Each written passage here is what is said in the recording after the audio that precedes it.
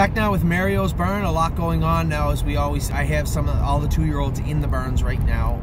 Barbie's Crown.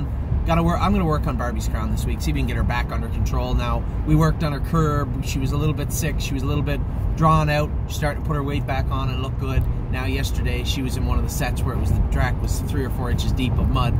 She struggled a little bit. So I'm going to start going with Barbie's Crown this week, see if we can get her back under control. She's right there on the cusp, but I'm not really worried about it. But now's the time to start buttoning down on her. Again, Blue Monk was very, very good in his set yesterday. Looked good training. Canadian Titans come back great. Ever since I galloped her the one day really hard, and I thought that maybe she needed 2 or 3 weeks of gallop work. And I come back and she was training great. Looked like $1 million. So very happy with the way Canadian Titans coming back. Obviously, if you can look at the way we've staked her, I'm optimistic. I'm hopeful that she's going to be a little bit more than just a grassroots filly.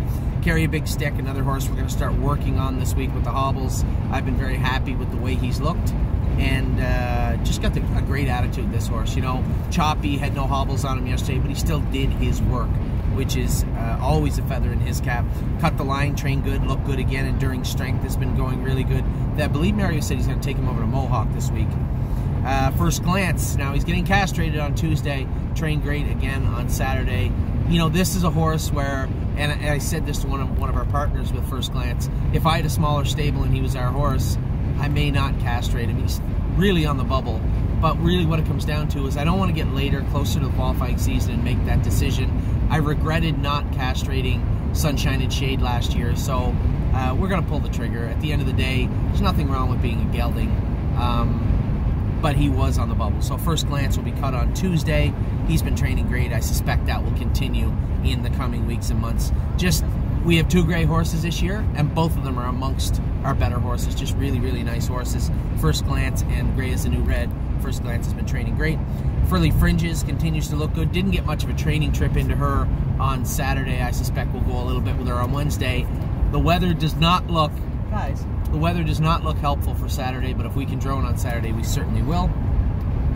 Next one, honey. $2.99. GW Chrome. He was in one of those, the last set where the track was starting to get deep. He didn't run, he did all his work, and he looked good, he looked comfortable. That's what we're trying to see with this horse. We gave him time, let those knees cool down, work on him. I figured he's going to need the hobbles to race in the half-mile tracks in Ohio, and he didn't really like them, but now they're starting to grow on him. He really looked good on Saturday. Inland Beach is getting very, very close to qualifying. Italian Grit, we found a big splint on him. Mark, I found a giant splint. Actually, Amy found a giant splint on Italian Grit the other day. We cryoed it. I'll be going with him and Barbie's Crown this week just to make sure. I want to get a good handle on them. They've been in neutral for long enough. It's time to start going. I'm Hill on Wheels. Looked good on Saturday. Jazzy Judy, I think her knees are starting to cool down a little bit. We're going to get that blister off them, get them looked at.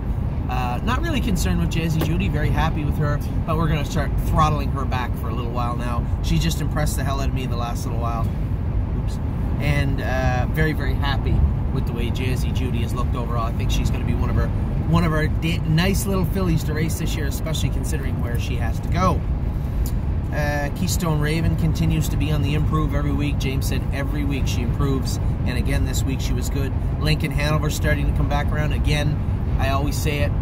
We talk about dealing with the horses on a case-by-case, file-by-file basis.